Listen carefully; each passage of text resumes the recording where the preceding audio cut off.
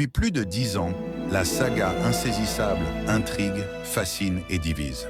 Derrière ces tours de magie spectaculaires, elle cache une réflexion sur le pouvoir, la manipulation et la croyance. Aujourd'hui, nous allons décrypter la trilogie des origines à son dernier chapitre.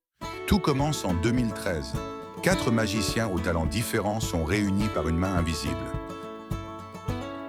Ensemble, ils deviennent les 4 cavaliers. Des Robins des Bois modernes qui braquent les puissants sous le regard ébloui du public. Derrière le divertissement, le film parle d'une chose simple. Comment la croyance peut transformer la perception. Le spectateur, comme les victimes des tours, veut croire à la magie, quitte à ignorer la vérité. L'agent du FBI, Dylan Rhodes, incarne cette tension. Obsédé par les cavaliers, il semble être la seule figure rationnelle. Jusqu'à ce que le rideau tombe, révélant qu'il était en réalité le maître du jeu. Ce twist transforme le film en illusion totale.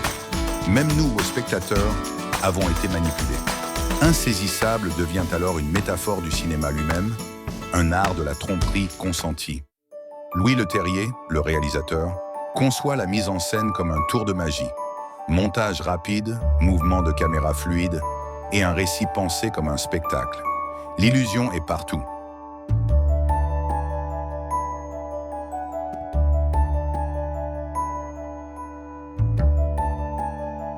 Trois ans plus tard, Insaisissable 2 déplace la magie vers la technologie. Les tours deviennent numériques, le décor change et la saga questionne. Que reste-t-il de l'illusion quand tout peut être simulé?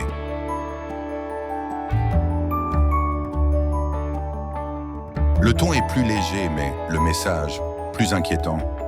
La frontière entre illusion et manipulation s'efface.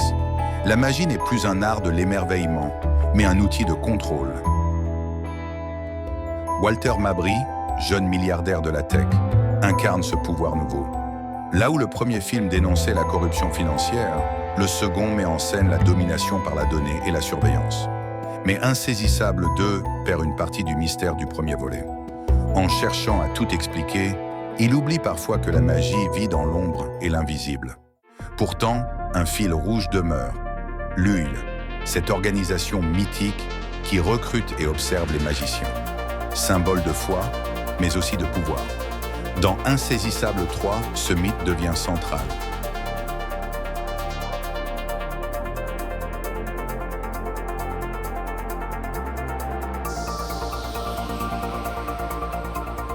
En 2025, Insaisissable 3 relance la saga. Même réalisateur que Venom, Ruben Fleischer, et un ton plus sombre.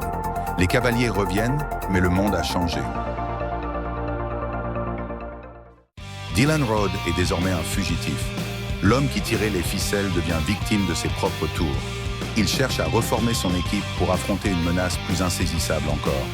Face à lui, une nouvelle génération d'illusionnistes.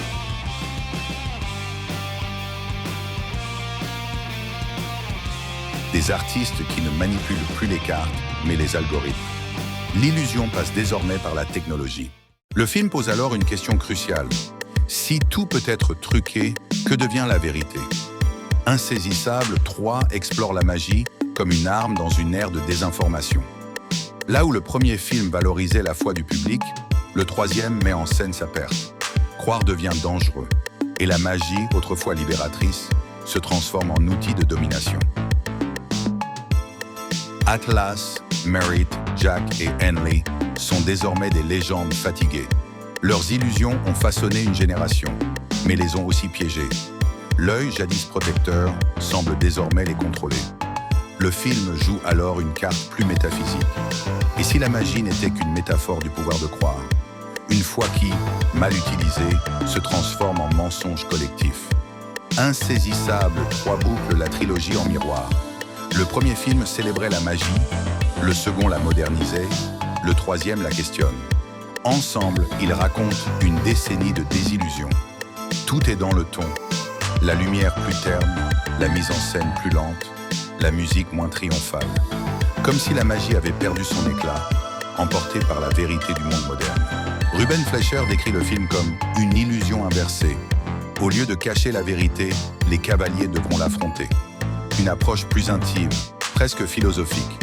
Visuellement, le film garde la fluidité hypnotique de la saga, mais la caméra devient plus sobre, moins de flash, plus de silence.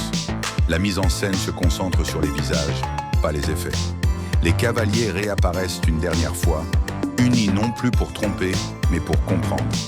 Le tour final n'est pas une illusion, c'est la vérité qu'ils redoutaient. Au fond, Insaisissable n'a jamais vraiment parlé de magie. Il parle de nous, spectateurs, et de notre besoin de croire.